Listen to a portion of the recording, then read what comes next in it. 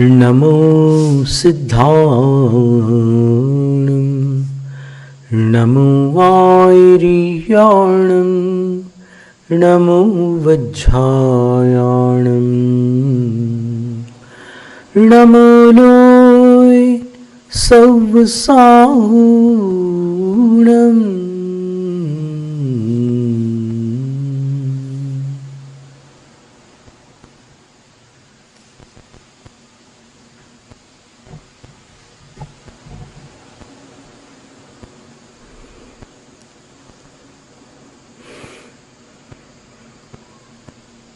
गणधर वलय में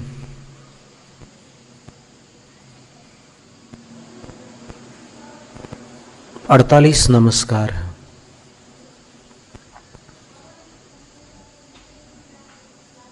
कहीं 47 कहीं 44 भी मिलते हैं। और उन नमस्कारों में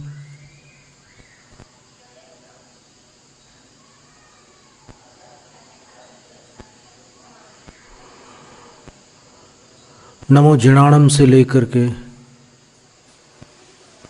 भयवदो महदि महावीर वड्डमाण बुद्धि सिनुच्छेदी तक के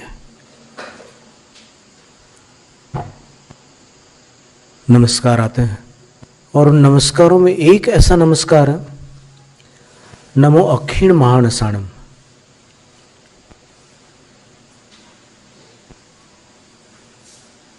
गौतम गणधर स्वामी ने अक्षीण महानस ऋषियों को नमस्कार किया है। ये कौन होते हैं अक्षीण महानस वाले? महानस का तो अर्थ रसोई होता है, और अक्षीण महानस का अर्थ क्या होता है? तो अक्षीण महानस उस रिद्धि को कहा गया है जिसको प्राप्त करने वाले साधु जब आहारचर्या के लिए जाते हैं तो उनके इस कर पात्र में, कर पात्री होते हैं निर्ग्रंथ मुनि, तो उनके कर पात्र में यानी हाथों के अंजलि से बना हुआ जो पात्र है उसमें कर पात्र में डाला गया भोजन, तरल हो या ठोस हो, वह उस पात्र में क्षय को प्राप्त नहीं होता। जिस बर्तन से उनकी अंजलि में भोजन डाला गया है ठोस पदार्थ होगा तो फिर उस बर्तन से लेकर के उनकी अंजलि में दातार अपने हाथ से डालेगा, और यदि ठोस न हुआ तो फिर उस पात्र से उनकी अंजलि में वो पेय पदार्थ डालेगा। पर परिणाम क्या निकलेगा? जिनको ये रिद्धि प्राप्त है उनकी अंजलि में डाला हुआ पदार्थ जिस पात्र में है उसमें अक्षय हो जाएगा। सूर्यास्त तक वह पात्र भरा का भरा रहेगा। उसमें से आप व्यय कितना भी कर लें वो पात्र रिक्त नहीं होगा, खाली नहीं होगा। उसमें से चक्रवर्ती की सेना भी भरपेट भोजन क्यों ना कर ले, पात्र भरा का भरा रहेगा।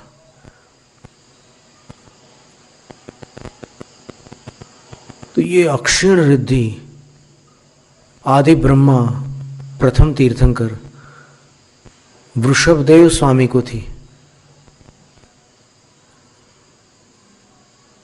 जब उन्होंने तपस्या की थी तब ये रिद्धि उनको प्राप्त हुई थी। पर तपस्या से पूर्व एक भूमिका बनी। दीर्घ काल तक उन्होंने पृथ्वी पर शासन किया, और जब इंद्र के मन में विचार आया कि इनकी आयु का बहुभाग तो व्यतीत हो चुका है, फिर कब दीक्षा लेंगे, कब इनकी देशना होगी, कब जीवों को मोक्ष का मार्ग दर्शाएंगे, समय तो बहुत निकल चुका है। तब उन्होंने एक उपक्रम किया। वो उपक्रम बड़ा विचित्र था और सामान्य जनता की बुद्धि से परे था। उन्होंने एक अप्सरा से कहा, एक देवांगना से कहा,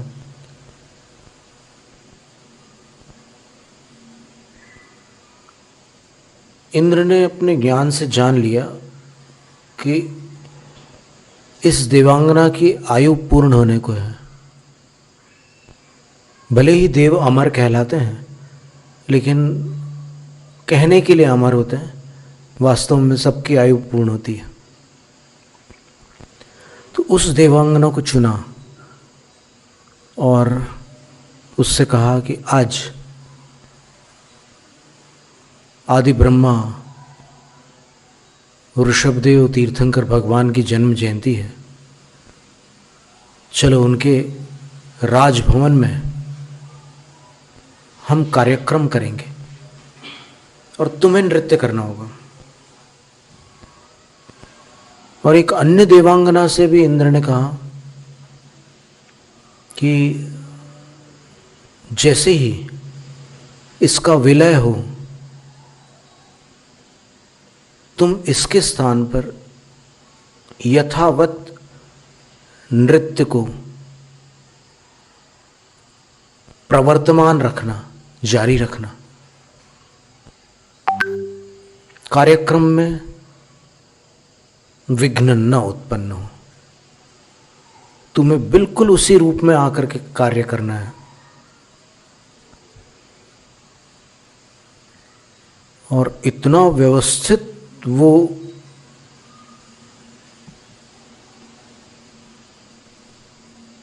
कार्यक्रम था कि उस समय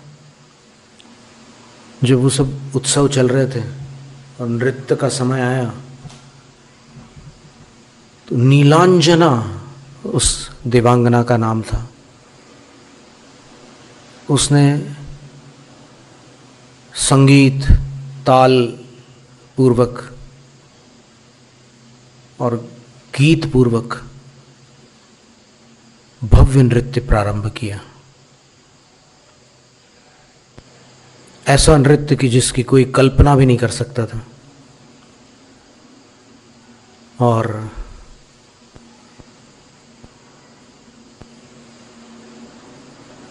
नृत्य देखते देखते सब मंत्र मुग्ध हो गए।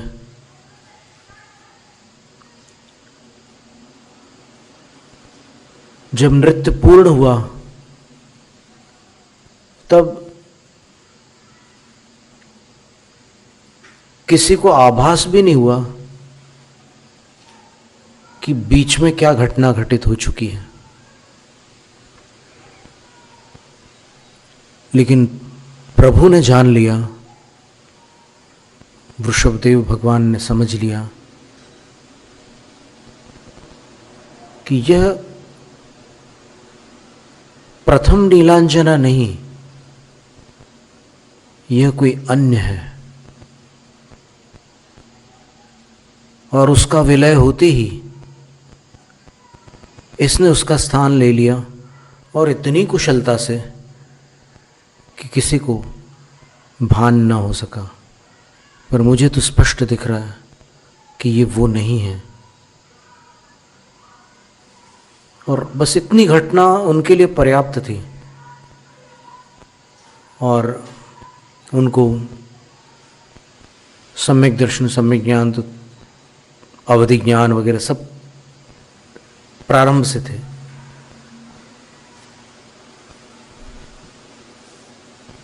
उनकी दिशा बदल गई। उन्होंने ये निर्णय किया कि अब ये राजकाज बहुत हो चुका है, अब मेरा दूसरा समय है, यहाँ रुकने में सार नहीं है। जो कर्तव्य करने थे पूर्ण हो चुके हैं।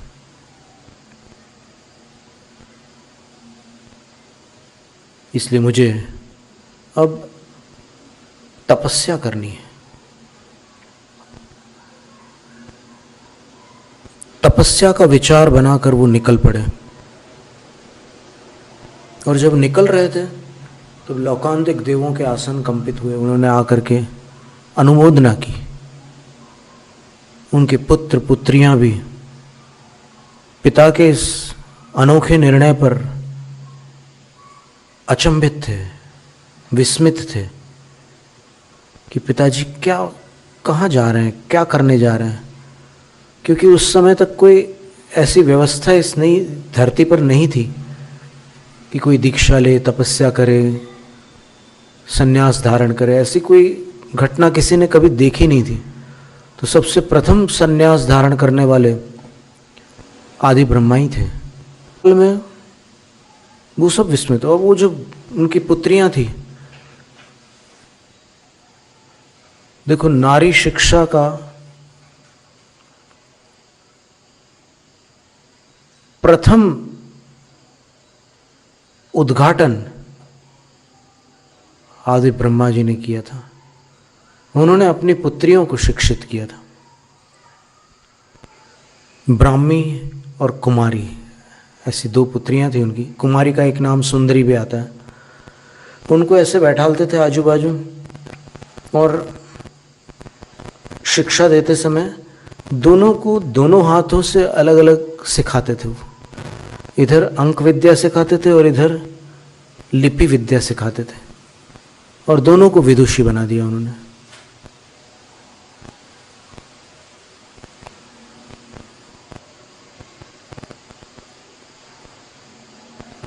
जब वो नृत्य का प्रसंग आता है तो उस समय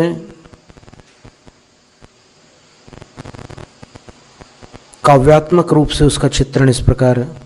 नीलांजना देवांगना, नीलांजना देवांगना, जन्म जयंती पर प्रभुवर की, आई बनकर नृत्यांगना। नीलांजना देवांगना, जय वृषभेश्वर, जय तीर्थेश्वर, जय आदिश्वर, प्रथम जिनेश्वर। मंगल जिन है, मंगल दिन है, मंगल गाए मंगल मना। नीलांजना देवांगना,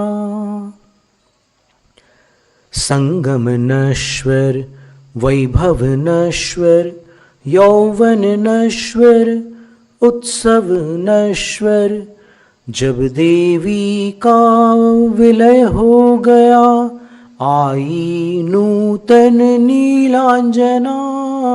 नीलांजना देवांगना, तत्क्षण विनिमय, अद्भुत अभिनय, नर्तन गुणमय, दर्शक तन्मय। सुरपति जिनपति दोनों जाने, परिवर्तन की विडंबना। नीलांजना देवांगना, प्रज्ञा जागी, निद्रा भागी, निज धुन लागी, लक्ष्मी त्यागी, हो वैरागी। तब आदिश्वर बने तपस्वी महामना।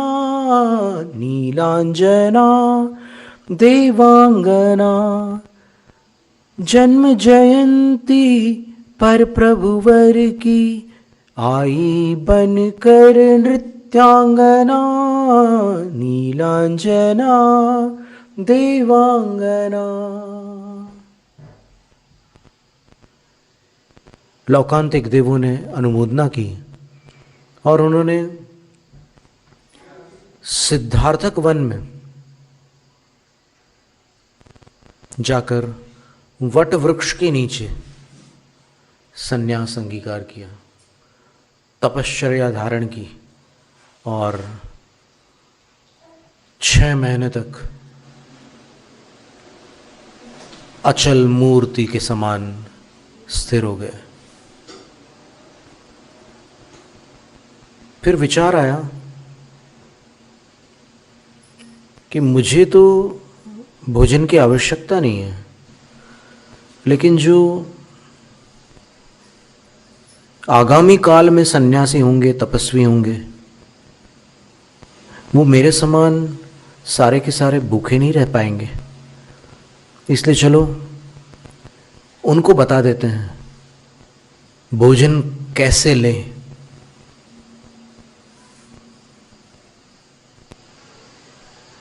जो मेरे मार्ग पर चलने वाले साधु होंगे, उनको मेरे मार्ग में भोजन किस प्रकार लिया जाता है वो बताना मेरा कर्तव्य है। ऐसा विचार करके वो भिक्षाचर्या के लिए निकले, क्योंकि साधु की भोजन वृत्ति निमंत्रण पूर्वक ना होकर भिक्षा पूर्वक होती है।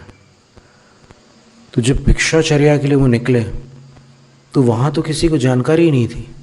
ये प्रथम सन्यासी, किसको क्या पता कि क्या उद्देश्य है इनका यहाँ आने का। तो वो जहाँ भी जाते लोग उनका स्वागत करते, क्योंकि उनको ये पता था कि ये हमारे बहुत बड़े आदि ब्रह्मा, इन्होंने ही हमारा सब मार्गदर्शन किया है, इन्होंने ही सब प्रजा को अपने अपने काम में नियुक्त किया है। लेकिन अब ये स्वयं यहाँ पर आए हैं, पता नहीं क्या करने आए हैं, क्या चाहते हैं। इन्होंने तो वहाँ जाकर के ध्यान लगाया था, तपस्या की थी, अब ये क्यों आए हैं यहाँ। तो कोई समझ ही नहीं पाया कि इनको भोजन दिया जाए, और भोजन कैसे दिया जाए ये तो और कठिन था उनका समझना। फिर भी कुछ लोग उनके लिए वस्त्र लेकर के आए, कुछ लोग आभूषण लेकर के आए, और अनेक अनेक प्रकार की भेंट लेकर के लोग आते। लेकिन वो ऐसे देखते और चुपचाप वहाँ से आगे बढ़ जाते।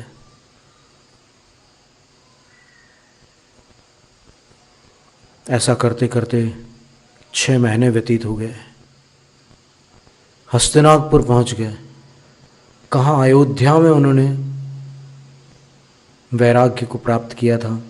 अयोध्या में वो उनका साम्राज्य था, और वहाँ से वो भ्रमण करते करते सब नगर ग्राम, खेत करवट, मटम्ब पत्तन, सर्वत्र विहार करते हुए हस्तिनापुर पहुँचते हैं। अब हस्तिनापुर में जो युवराज थे, श्रेयांश कुमार उनका नाम था, उनको रात्रि के अंतिम प्रहर में 7 स्वप्न दिखे, और वो श्रृंखलाबद्ध स्वप्न थे, माला स्वप्न थे। तो उन स्वप्न उठने के उपरांत उनने उन स्वप्नों का फल समझ लिया, क्योंकि उनके पास अवधि ज्ञान था, सर्वार्थ सिद्धि से आए हुए थे, और वो समझ गए कि आज कोई महान आत्मा का हमें समागम प्राप्त होगा। और वैसे ही हुआ। जब वृषभदेव भिक्षाचर्या के लिए हस्तिनापुर में प्रविष्ट हुए, तब दोनों भाई ऐसे ही वार्तालाप कर रहे थे। उनके बड़े भाई राजा सोमप्रभ हस्तिनापुर के नरेश थे, सम्राट थे, और उनकी भाभी महारानी लक्ष्मीमती भी ऐसे बैठे बैठे चर्चा कर रहे थे कि आज कोई महापुरुष आने वाले हैं। कितने सुंदर स्वप्न थे वो। चंद्रमा, सूर्य, सुमेरु पर्वत, समुद्र, सरोवर आदि आदि बड़े सुंदर स्वप्न थे। चर्चा करते करते वो बेला हो गई, आहार वेला हो गई, और जब वो आए तो हस्तिनापुर में खलबली मच गई। सारी प्रजा शोर मचाने लगी, देखो देखो कौन आए कौन आए। और वो इतने सुंदर थे, इतने तेजस्वी थे कि ऐसा लग रहा था कि कोई दूसरा सूर्य हो। लेकिन सौम्य भी इतने थे कि उनके तेज से किसी की आंखों को कष्ट नहीं हो रहा था। सबको बड़ा अच्छा लग रहा था, उनको देख करके बहुत प्रीति हो रही थी, प्रसन्नता हो रही थी। फिर जब वो निकट आने लगे तो कुछ लोगों ने सोचा कि चलो इनको कुछ भेंट करते हैं। तो नाना प्रकार की वस्तुएं भेंट करने लगे। कुछ लोगों ने तो अपनी कन्याओं तक को उनके सामने प्रस्तुत कर दिया कि हे महाराज, हमारी कन्याओं को स्वीकार करो। तो अब वो सन्यासी कन्याओं से क्या लेना देना, उनको आगे बढ़ जाते हैं। पर वो अपनी धीर गंभीर प्रकृति में हमेशा स्थिर रहे। इतना सब करने के पश्चात भी उनके अंदर उनकी स्थिरता में कोई अंतर नहीं पड़ा। और जब उस शोर को सुनकर, उस कोलाहल को सुनकर युवराज श्रेयांश का ध्यान उस ओर गया, तो उसने वहीं से झांक करके देखा कि क्या बात हो गई, नीचे प्रजाजन क्यों इतना कोलाहल मचा रहे। और जैसे ही देखा तो दूर से उनको वृषभदेव आदि ब्रह्मा भिक्षावृत्ति के लिए आते हुए दिखे। उनको देखते ही कुछ अंदर खलबली हुई, हलचली हुई, मतिक ज्ञानावरण कर्म का क्षयोपशम हुआ और उनको पूर्व भाव का स्मरण हो गया कि ओहो, ऐसा रूप तो मैंने पहले देखा है और ये साधु हैं, ये भिक्षावृत्ति के लिए निकले हैं और अभी ये आगे चले जाएंगे। चलो अपन वंचित न रह जाए। भैया जल्दी आओ, पड़गाहन करने चलो। अब राजा सोमप्रभ बोलते हैं कि अनुज, ये पड़गाहन क्या वस्तु होती है? बोले कि अब मेरे पास समय नहीं है समझाने का, आप जैसा मैं कहता हूँ वैसा करते जाओ और मैं जैसा करता हूँ वैसा करते जाओ। तो फिर वहाँ जाते हैं वो नीचे और फिर उनका आह्वान करते हैं, उनका स्वागत करते हैं। कहते हैं, हे स्वामिन, अत्र तिष्ठ, अत्र तिष्ठ, अत्र तिष्ठ, नमोस्तु नमोस्तु नमोस्तु। बड़ी भक्ति के साथ, बड़े भाव के साथ वो उनको अपने यहाँ पर रोकते हैं। आइए भगवान, हमारे आंगन में प्रवेश कीजिए, हमारे घर को पवित्र कीजिए, आपकी चरण रज से हम धन्य हो जाएंगे। आइए महाराज। उनको अंदर ले जाते हैं, वो भी वहाँ ठहर जाते हैं। देखो, 1 वर्ष हो चुका था निराहार तपस्या करते हुए। अब वो अंदर आते हैं, अंदर लाकर उनको ऊंचा आसन देते हैं, साधु के योग्य आसन देते हैं, राजाओं के योग्य नहीं, साधुओं के योग्य आसन देते हैं और उस पर विराजमान करके उनके चरणों का प्रक्षालन करते हैं। पर चरणों का प्रक्षालन वस्तुतः वहाँ तो चौके में ला करके एक विधि के तहत किया उन्होंने। बाहर ही जब वो पड़गाहन कर रहे थे, जब उनको अंदर लाने का उपक्रम कर रहे थे, एक विधि होती है, तो वो 3 प्रदक्षिणा लगाते हैं गुरु की। तो 3 परिक्रमा उन्होंने जब लगाई तो धूप पड़ रही थी, उन्होंने उनकी जो परछाई पड़ रही थी उस पर पैर न रख करके 3 परिक्रमा लगाई कि गुरु की परछाई पर भी हम पैर कैसे रखें, उससे बच करके उन्होंने परिक्रमा लगाई। हाथ जोड़ करके कहा, मन शुद्धि, वचन शुद्धि, काय शुद्धि, ईष्णा शुद्धि, भोजन गृह में प्रवेश कीजिए। लेकर के आए, उच्चासन पर आसीन होइए।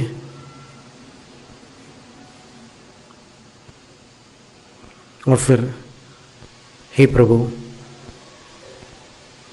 हम आपके चरणों का प्रक्षालन करना चाहते हैं, अनुग्रह कीजिए। फिर एक पात्र में उन्होंने उनके चरणों को उष्ण जल से धुलवाया और जब चरणों का प्रक्षालन हो गया तब उन्होंने भव्य पूजा की और उसके पश्चात नमस्कार किया और जब वो खड़े होकर भोजन के लिए तत्पर हुए तो ऐसे अंजलि बांधी उन्होंने और प्रथम आहार ग्रहण किया। प्रथम आहार भी क्या था? इक्षु रस था, गन्ने का रस। और राजा, रानी और युवराज तीनों ने मिल करके उनको वह इक्षु रस अंजलि में प्रदान किया। लेकर के पंचाश्चर्य हो गए। वहाँ पर देवों ने पुष्प वृष्टि की, रत्न वृष्टि की, बाजे बजाए, धन्य धन्य शब्दों का उच्चारण किया। मंद सुगंधित वायु प्रवाहित की और फिर भगवान वहाँ से चले गए। ये प्रथम आहार आज भी स्मरण किया जाता है और इस विधि से आज भी साधु आहार लेते हैं। काल के प्रभाव से कोई उनके समकक्ष तो नहीं हो सकता, लेकिन उनका भक्त तो हर कोई हो सकता है। अपन भी भक्तिपूर्वक उन प्रथम तीर्थंकर को, आदि ब्रह्मा को प्रणाम करते हैं। जैनम जयतु शासन।